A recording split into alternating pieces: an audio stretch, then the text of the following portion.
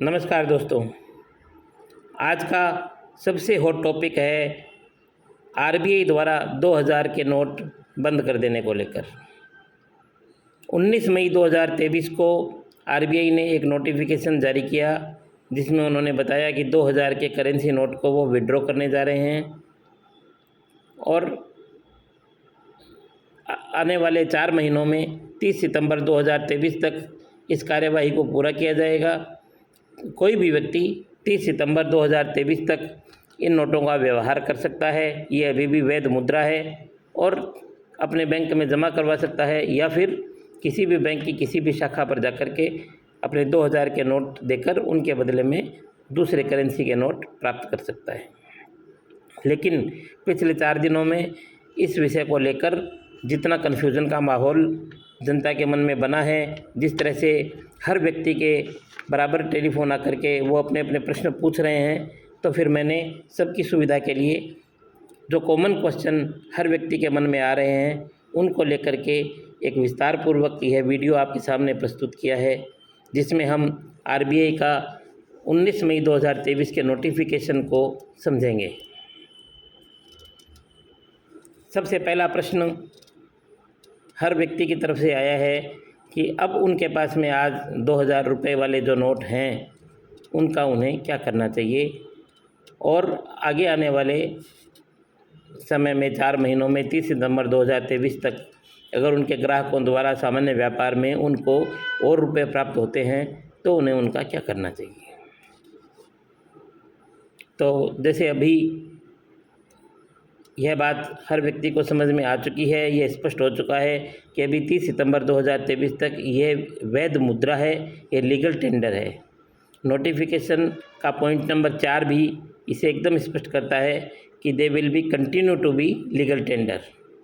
मतलब कोई भी व्यक्ति इसे व्यवहार कर रहा है, इसके द्वारा कोई सामान को ख़रीदा या बेचा जा रहा है, कोई अपना भुगतान किया जा रहा है, तो वो बिल्कुल भी इलीगल नहीं है, उसमें कोई अंतर नहीं आया है। वो वैसे का वैसे ही लीगल है जैसे कि इस नोटिफिकेशन से पहले था, जैसे कि और दूसरे 100, 200, 500 की करेंसी वाले नोट लीगल टेंडर हैं।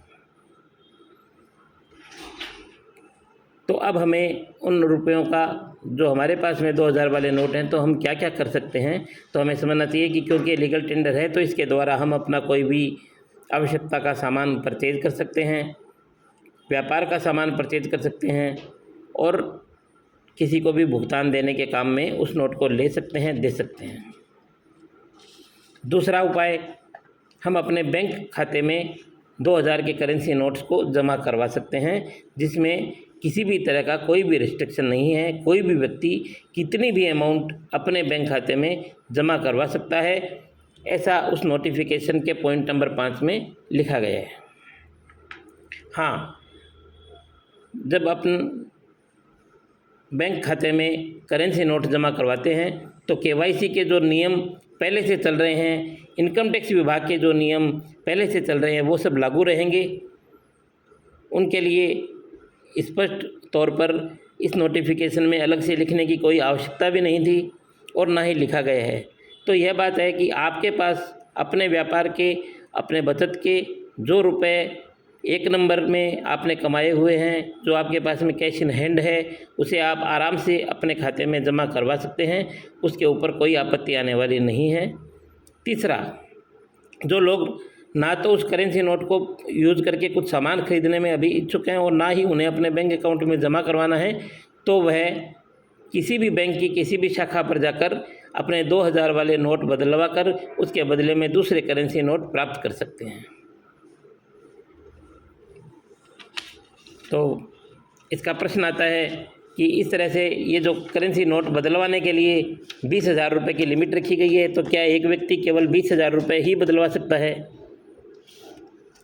हाँ, इस 20,000 के नोट बदलवाने के कारण ही ये सारा कन्फ्यूज़न पैदा हुआ है। हम इस बात को आराम से समझते हैं। आरबीआई के नोटिफिकेशन में पॉइंट नंबर 6 में यह बात साफ साफ लिखी गई है कि कोई भी व्यक्ति किसी भी बैंक की किसी भी शाखा में जाकर अपने नोट बदलवा सकते हैं। पॉइंट नंबर 7 में इसकी एक सीमा तय की गई है, जिसमें उन्होंने कहा है कि up to a limit of 20,000 at a time का मतलब एक बार में 20,000 रुपये आप बदलवा सकते हैं।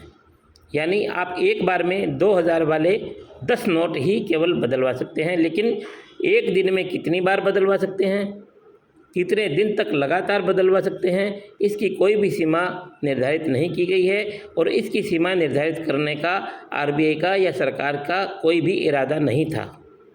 इसलिए किसी के पास में भी जितने भी रुपए हों, अगर वो अपने खाते में जमा नहीं करवाना चाहे तो वो किसी भी बैंक की किसी भी शाखा के काउंटर पर जाकर के एक बार में 10 नोट और कितनी भी बार कितने भी दिन तक लगातार उनको बदलवा सकता है।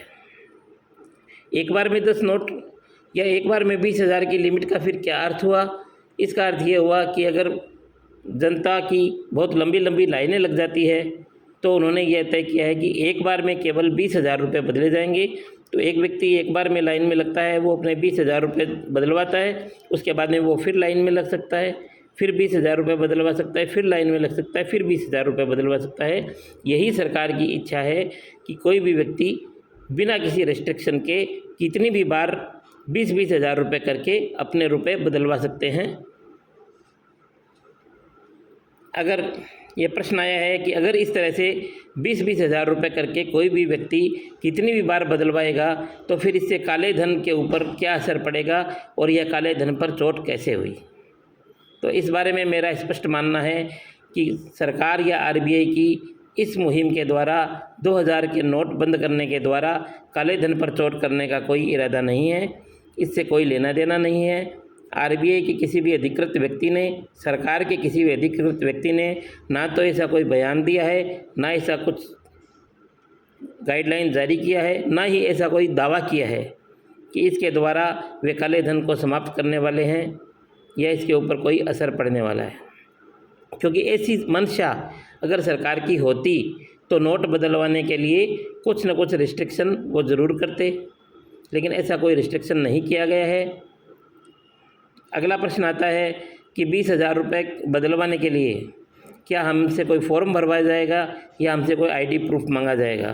तो इस बारे में मैं स्पष्ट करना चाहता हूँ कि कल यानी 23 मई 2023 को जब यह पहला दिन था नोट बदलने का, तो ये ऐसा बहुत सारा कन्फ्यूज़न हुआ। बहुत सारे बैंकों ने एक फॉर्म जारी कर दिया था जो कि केवल एक मिसचीवेस थी।